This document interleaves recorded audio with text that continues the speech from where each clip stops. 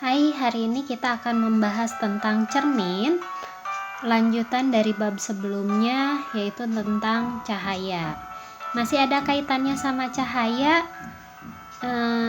Cermin merupakan bagian dari bab tersebut. Nah, pernahkah kamu bercermin? Ada berapa cermin yang kamu tahu? Oke, yang pertama ada cermin datar. Cermin datar biasanya kita pakai untuk bercermin apakah pakaian kita sudah rapih atau belum yang dipakai.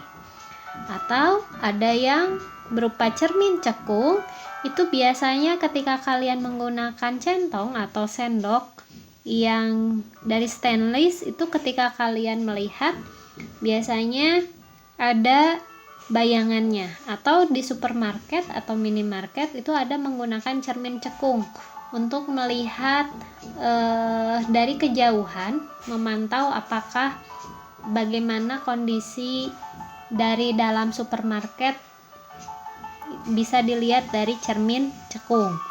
Dan cermin cembung itu sering kalian lihat di spion atau kaca-kaca yang ada di jalan, di belokan jalan.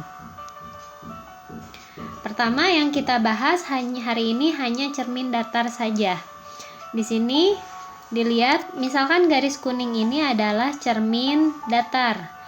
Bendanya diletakkan di sebelah kiri dan bayangan yang akan terbentuk ada di sebelah kanan.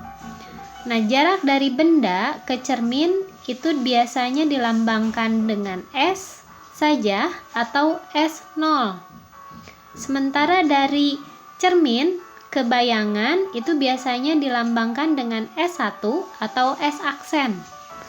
Untuk menggambarkan gimana sih bisa terbentuk bayangan di cermin datar, caranya pertama itu lukis sebuah sinar dari benda menuju cermin dipantulkan ke mata sesuai hukum pemantulan cahaya, yaitu sinar datang sama dengan sinar pantul. Misalnya sebuah cahaya mengenai kepala atau bagian atas sebuah benda, itu sinar datangnya ini. Karena sudut datang itu akan sama dengan sudut pantul, maka sinar yang dipantulkan itu ke sini. Besar sudut ini sama dengan besar sudut ini.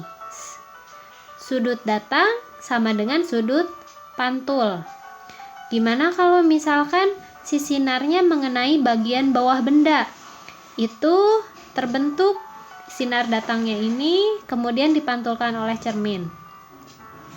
Dan bagaimana kalau sinarnya mengenai sumber sinar itu dari bawah? Berarti dari bawah ke cermin kemudian dipantulkan kembali. Lalu lukis perpanjangan sinar pantul tersebut di belakang cermin sehingga berpotongan. Sisi sinar tadi, sinar pantulnya dibikin garis hayal di gambar, pakai garis putus-putus seperti pada gambar. Ini tadi yang pertama kan sinar pantulnya yang ini. Ini dibuat garis putus-putus ke sini, yang kedua ke sini, kemudian yang ketiga ke sini. Ada perpotongan sinarnya.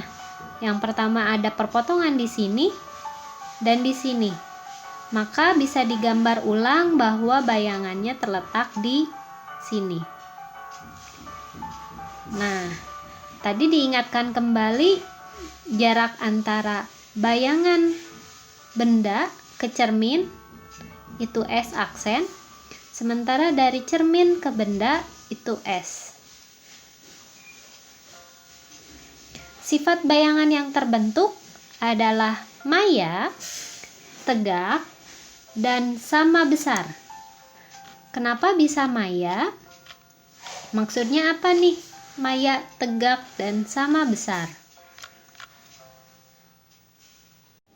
Bayangan maya maksudnya ketika sebuah benda bayangannya terletak di belakang cermin, maka itu disebutnya maya. Kalau tegak berarti si bayangan yang terbentuk sama posisinya dengan benda aslinya. Maksudnya sama besar adalah ukuran bayangan dengan benda itu sama besar.